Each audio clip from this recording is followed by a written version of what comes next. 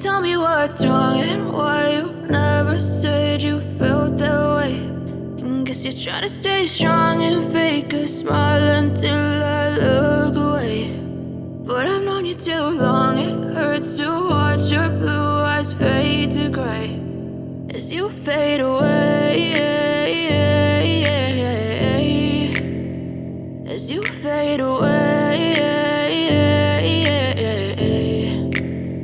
Yeah, I'm about to fade away, cause every time I wake up I feel like it's Monday. Something's going wrong with all the chemicals up in my brain. All of a sudden I don't look at anything the same way. Gotta build up of my thoughts sitting in an ashtray. I'm sorry that I'm so inconvenient, okay. Just let me be me and I'll stay out of your way. I can see the way you look at me, I'm such a disgrace. I never really asked to be brought into this place. You wanna love me? Well then baby I have a taste. All the highs and the lows, no you'll never be the same. I don't really wanna hurt you but I can't control the pain. If you're sticking by my side maybe we could be okay. Okay, maybe you could be the change I need today. I promise that I've never felt this way. I really hope that you will choose to stay through all the pain. I know you told your friend you're not okay.